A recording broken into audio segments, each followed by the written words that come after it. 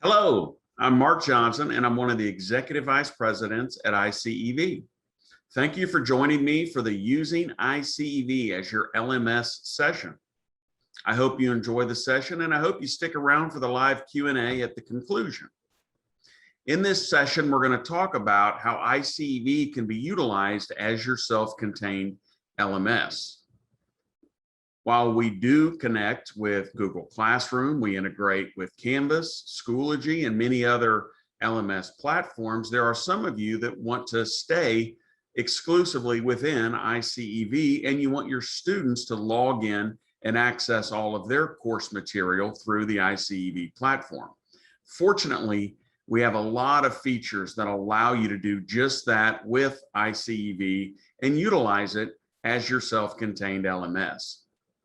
Let's go ahead and get started. I've preloaded a couple of courses to my Courses page as the instructor. I have a first period cybersecurity class and I have a third period cybersecurity class. You're going to be able to create your roster of students exclusively to those class periods. And then you're going to be able to control everything that your students see and when they see it within the iCEV platform. One thing to note is everything in iCEV is defaulted to be turned on. So I will show you the different settings that allow you to turn different items on and off as your students navigate each one of their courses and each one of their lessons. Let's go ahead and go into first period cybersecurity. When I open up this course, you'll notice there's a list of lessons over here to the left. These are like chapters in a traditional book. Each one of these is going to be structured around a video or a PowerPoint. Sometimes it's a hybrid lesson that has both video and PowerPoint.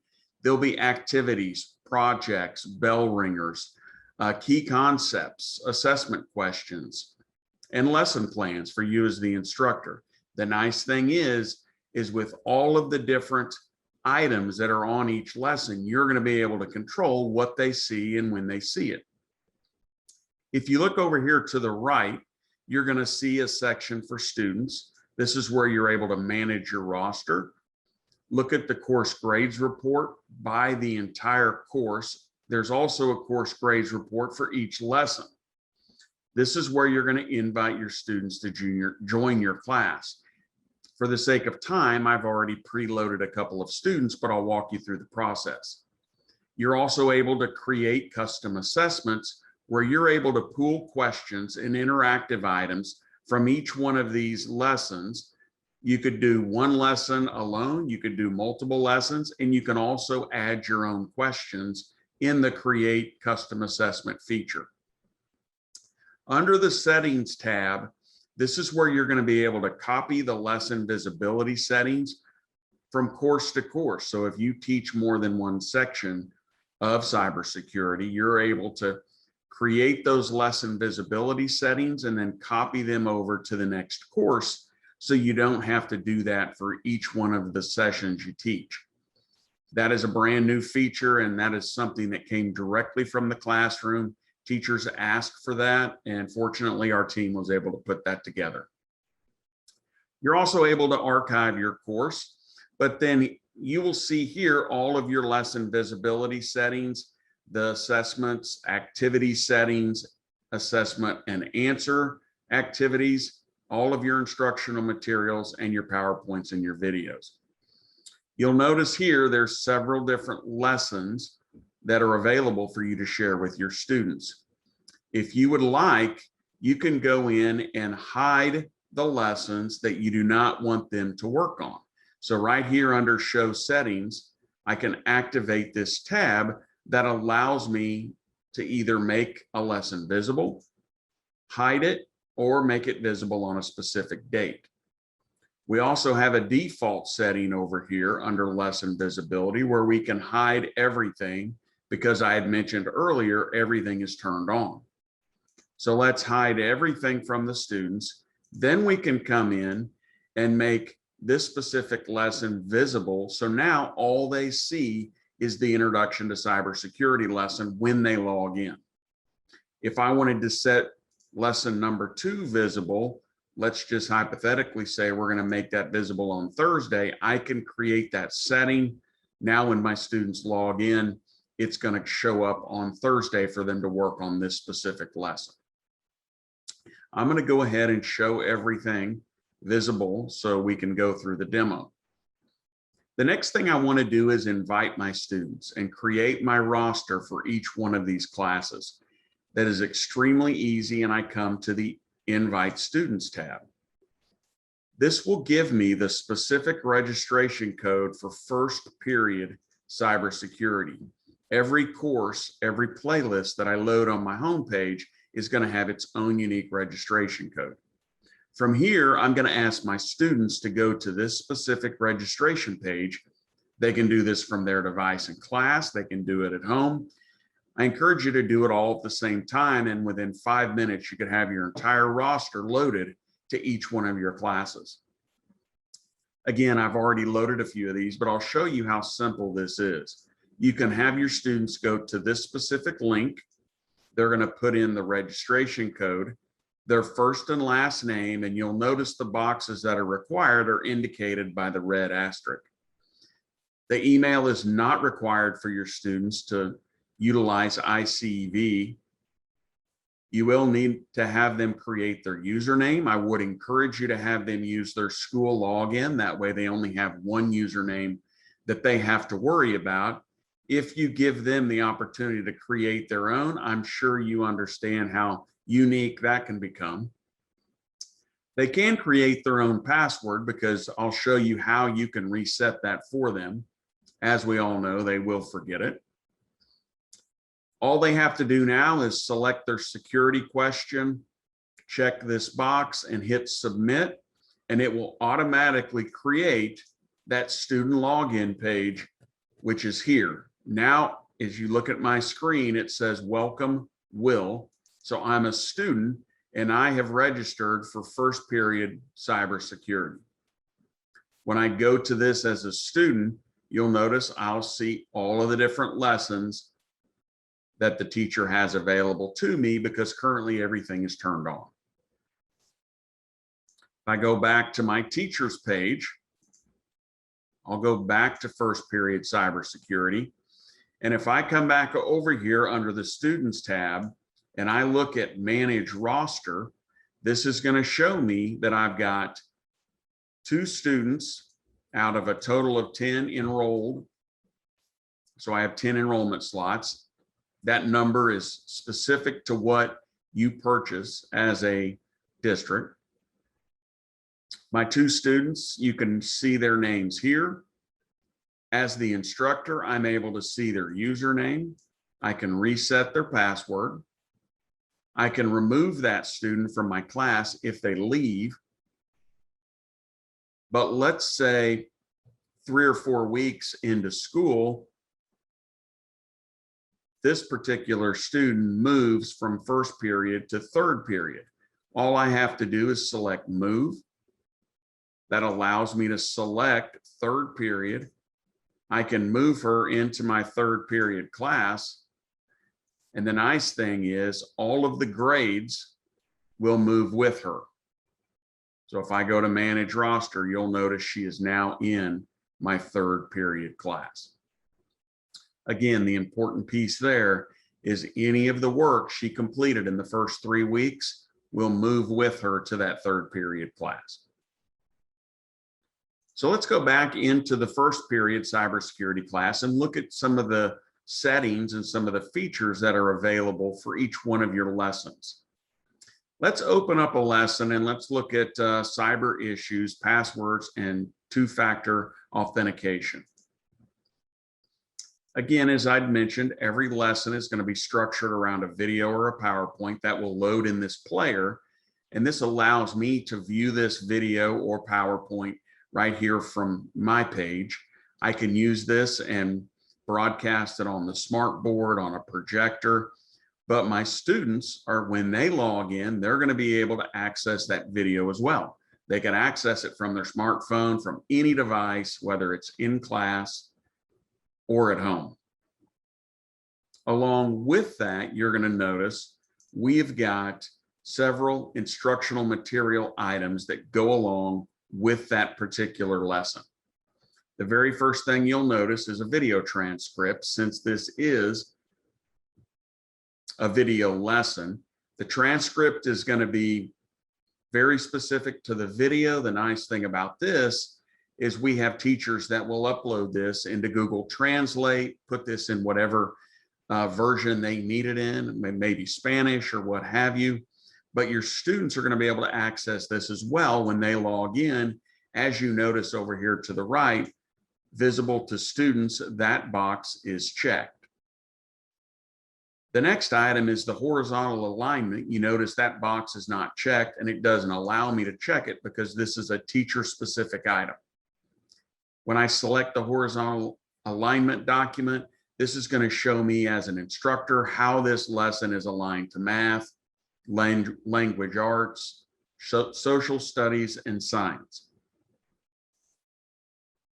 Next, you'll notice an action plan. We tried to create a step-by-step action plan, not only for me as the teacher, but also for the student. So if the student is working on this remotely, if they're working on this in class independently, there is a step-by-step process that they're able to walk through, and this really lays it out to make it simple. You're going to see a vocabulary handout. There's going to be key concepts that the students can access. Those are also going to have an answer key. You're going to have an activity or projects. Those are really designed to reinforce those concepts on the video or the PowerPoint.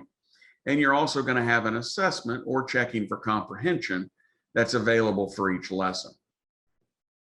If I look at the interactive assignments, you're going to see here everything is turned on, but this is where you as the instructor can go in and customize those settings. So you're going to have your key concepts that are available in an interactive format for your students. All of these items are automatically graded, they're time-stamped, they're dated, and they're placed in the grades report. Here's the vocabulary exercise. Again, if I was going to look at the vocabulary exercise, it's going to have all of my definitions, and then I'm able to drag and drop, point and click, or work my way through this as a student. If I go back, you'll also notice that I have got my assessments as well. All of the settings again are turned on, but this is where I can adjust the number of attempts for each one of these items for my students. I can turn this off to my students until I'm ready for them to take this. I can show the correct answers on this document, or if I'm going to give them multiple attempts, I might turn those answers off so they cannot see the correct answers, so they can utilize the additional attempts to try to get that correct. I can also show question feedback, where I can turn that on or off. Again, you have control of all of these items. There's also a default on the settings tab that allows you to turn all of this off. And then as you go into a lesson, you could come in and turn these on. You're also going to have a lesson plan that goes with each one of your lessons. And that's going to look similar to the action plan for the students. It's going to have your goals, your description, your objectives for the lesson. It's going to give you a class overview, talks about the items that come with this particular lesson, from the action plan, the vocabulary, the key concepts, the assessments, and then the activity. It will also walk you as the instructor through your essential questions, your bell ringers. And as you work your way through, you'll also see an exit ticket for each one of the lessons. You as the instructor will have access to that. Your students do not see that. As I had mentioned, I had added some students to my roster. So let's take a quick look at the student grades report. This is the grade report specific to this lesson. If I look at this student grades report, I can see that I have Will Johnson in my class. He's completed a few items, But if I've got multiple students in a class, this will allow me to select the student that I want to create a report for, or I can sort it out by all of my students. I have a report mode where I can have the first, last, average, highest, or all scores listed. I can show this by percentage or points, and I can pick a specific date of what I want to run this report as. Once I have it filtered, I can then go in and look at each individual item and see how William did. So here are the essential questions. I can see what he got right. I can see what he missed. And I can see the correct answers because I have those turned on. If I come over to the student page and I review this as a student and go to that lesson, I'm going to have a summary that's going to be the exact same review as the teacher, but this allows me to go back and utilize this as a study guide.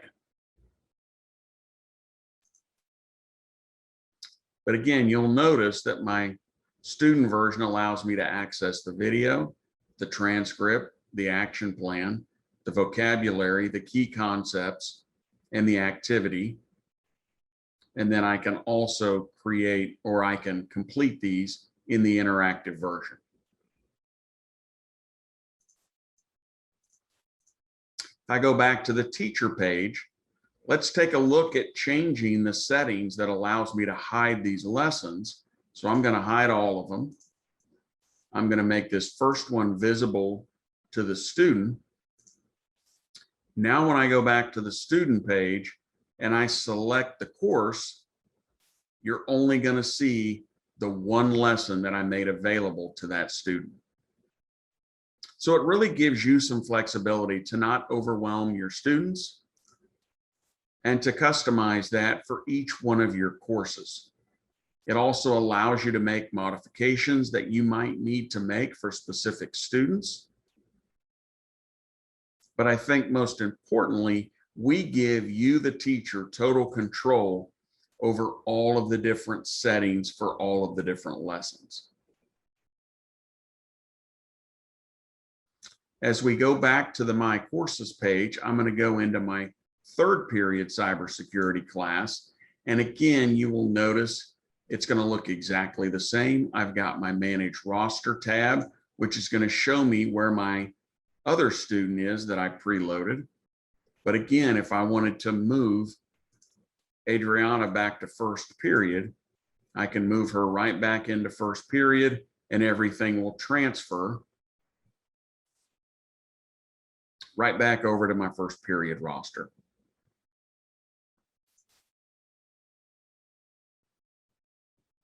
Again, you have a lot of customization features that will allow you to utilize iCEV as your self-contained LMS. We do have a few items that are built in to really support you as the teacher as you work your way through some of these custom features. One of the things I'll point out is the Schedule Online Training button. As I select this button, you will notice that it creates a calendar for me as a teacher.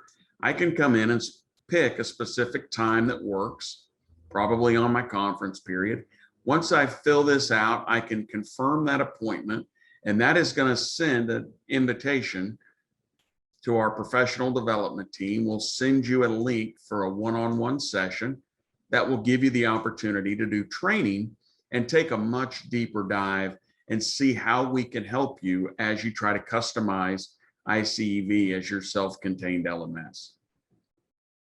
If you have any specific questions as you're working through the platform, we also have an iCEV coach or live chat feature that allows you to put in your information and submit this request to our customer support team. And during work hours, usually 7 Central to about 5 Central, you'll have live chat, live interaction with one of our customer support team. Lastly, we have got a tutorials section at the top of every page. By selecting that, it's going to take you to our resources page, and you're going to see a brief video tutorial that walks you through every feature of the site. And again, a lot of these have to do with the LMS feature within iCEV, your student registrations, lesson and activity visibility settings. Here's the assessment generator, filtering your grades report, but everything is here, and this is available 24/7 for you as the instructor as you work your way through iCEV. Again, there's a lot of different features that allow you to customize any of your courses to be utilized in that platform as your self-contained LMS. Again, you may want your students to live exclusively in iCEV. It's simple for them to log in and access the courses. You can have more than one item for them where they can access a course and maybe an additional playlist. And most importantly, we have lots of built-in training and professional development that will help you be successful as you utilize iCEV in the classroom in the upcoming fall 2021 school year. I really appreciate you joining my session. Thank you very much. You'll automatically be awarded points for attending, and at the end of the conference, you can download a digital certificate noting how many sessions you did attend. I really hope to see you during the live Q&A right after this workshop. And again, thank you very much for attending the session.